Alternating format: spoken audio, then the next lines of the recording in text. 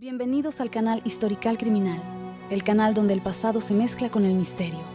Aquí encontrarás una variedad de relatos fascinantes que abarcan desde crímenes reales hasta historias ficticias y una mezcla de ambos formatos. Relatos que exploran los rincones más oscuros de la historia, fascinantes aunque trágicas. Nuestro objetivo es entretener y educar a través de narrativas emocionantes y cautivadoras. Danos un poco de cariño. Suscríbete y acompáñanos en este viaje.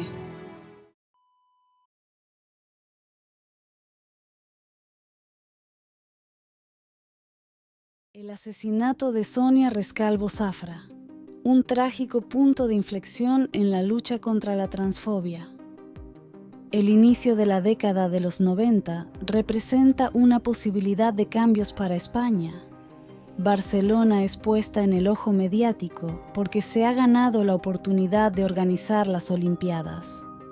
Representa un reto para la transición hacia una ansiada modernización en la infraestructura de la ciudad. A nivel cultural aún se precisa de apertura y modernidad. En 1991, España era un hervidero de marginación e irrespeto hacia las sexualidades disidentes. Aún desconocida como objeto político, la transexualidad era reprimida y cruelmente discriminada. Los crímenes de odio no existían en esta época como figura legal. El caso de Sonia se considera como uno de los primeros casos de crimen hacia una transexual en la historia del país. El primer caso reconocido y documentado de esta naturaleza aquí se recoge como tal por ser el primero del que se tiene información y constancia.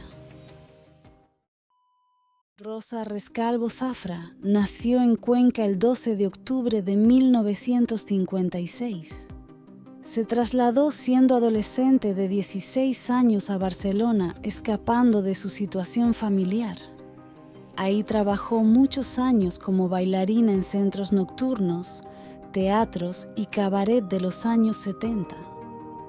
Se tiene poca información de Sonia. Un libro recoge la conversación que se produjo en la entrevista de una revista erótica de 1978. Todo y que en la época no se tenían las libertades, Rescalvo tenía una postura muy abierta sobre ser trans, trascendiendo la percepción que incluso hoy se tiene hacia travestis. Entre los 18 y 20 años empezó a vestirse y pintarse como mujer. Antes no podía, pues vivía con mi madre y mi padre, y no me lo permitía, apuntó Sonia en una ocasión. Era una mujer en sus 24 horas al día. Ser trans no se decide, se lleva dentro. El mundo trans de la época comportaba asuntos legales, amistades intensas y puñaladas entre las bailarinas de los clubs y las salas eróticas. Rescalvo estuvo una temporada dedicada como artista y también en espectáculos de striptease trans. Hubo un período donde le estaba yendo bien. El anonimato de la gran ciudad le estaba rindiendo dividendos. En su momento dorado, llegó a actuar en funciones de cierta importancia en obras de teatro de Barcelona.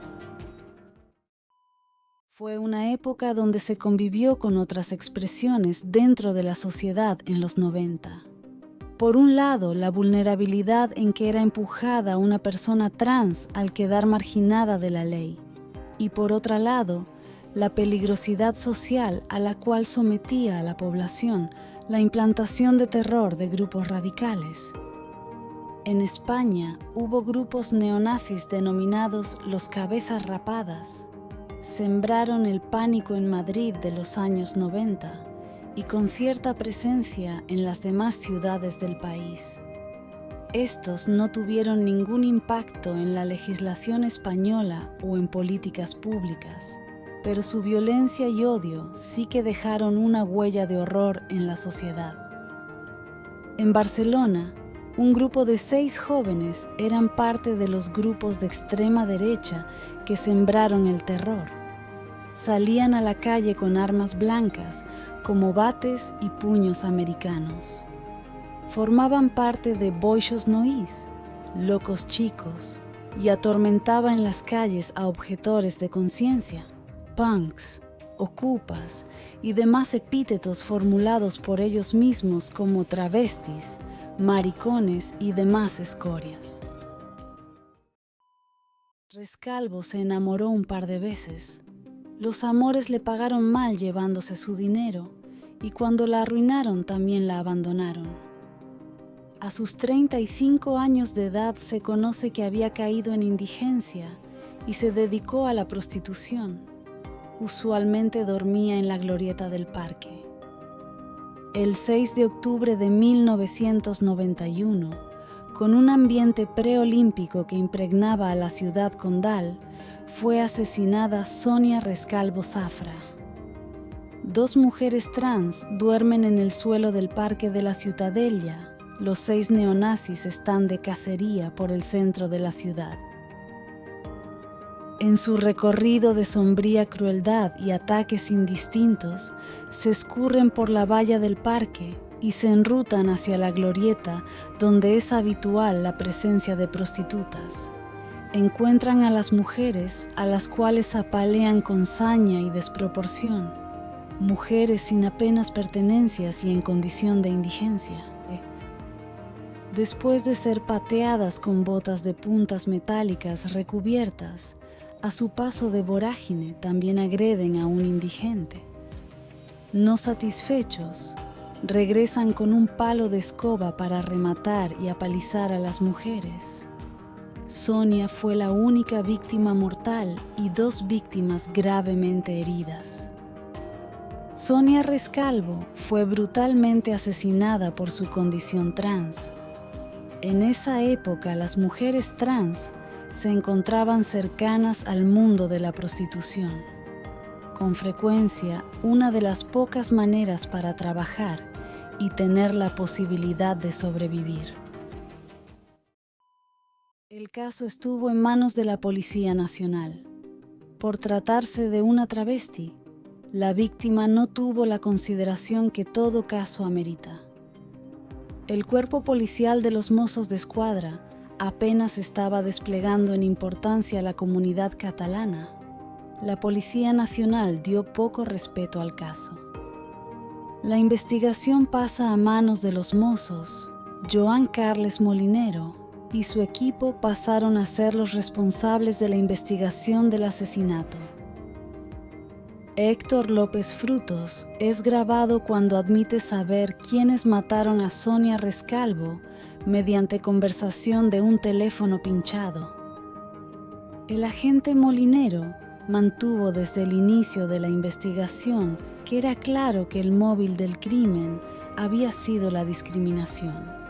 Hubo crueldad en las palizas que recibieron las 3 víctimas sin señales de robo ante la magnitud del asalto. Arrestaron a los 6 atacantes, amantes de la derecha radical y la violencia. Nunca se retractaron y mantuvieron todo el tiempo una actitud de prepotencia, sin el mínimo atisbo de arrepentimiento sobre los despiadados hechos. Héctor e Isaac López Frutos, Pere Alsina Linares, David Parladé Valdés, Andrés Pascual Prieto y Oliver Sánchez Riera fueron los responsables de la tragedia. Poco fueron los años que estuvieron en prisión para la magnitud de la crueldad y la actitud durante el juicio. Su impacto se reconoce que pese a la tragedia, el crimen se considera catalizador del movimiento contra las fobias por género y la diversidad de identidades sexuales. Sonia Rescalvo dejó claro tras la entrevista ya citada que yo no me considero una travesti, soy una mujer, adelantando posturas para los tiempos que transcurrían. Aunque ya extinto, el colectivo de transexuales de Cataluña, presidido por Beatriz Espejo, fue una organización surgida precisamente a raíz de la muerte de Sonia. La tragedia también sirvió para inspirar el movimiento de lucha por el respeto a las identidades sexuales. El asesinato de Sonia cambió el discurso de la prensa y las televisiones y generó cierta sensibilidad. Salió en informe semanal, en programas de máxima audiencia, y nos dio un apoyo que hasta entonces nunca habíamos tenido. Cita de Beatriz Espejo. El trágico suceso marcó un antes y un después en la lucha contra la transfobia en España. Se reveló la urgente necesidad de proteger los derechos humanos y la dignidad de todas las identidades de género, destacando la lucha por los derechos de transexuales en Barcelona. La tragedia y la investigación fue un punto de inflexión para el trato de los crímenes de odio y de la discriminación en Barcelona, así como el hecho histórico de la persecución del Ayuntamiento de Barcelona hacia las trabajadoras del sexo del Camp Nou, motivado en las Olimpiadas del 92. Se hace preciso la reflexión sobre el trágico final de Sonia Rescalvo Zafra. Su historia es un recordatorio de la violencia y la discriminación que afectaba a las personas trans en aquella época. Sin embargo, aún queda mucho por recorrer hacia la tolerancia máxima y respeto a la igualdad dentro de la diversidad. Muchísimas gracias si llegaste hasta aquí. Esperamos que hayas disfrutado de este viaje a través del tiempo y sería de nuestro agrado si deseas compartirlo con tus amistades.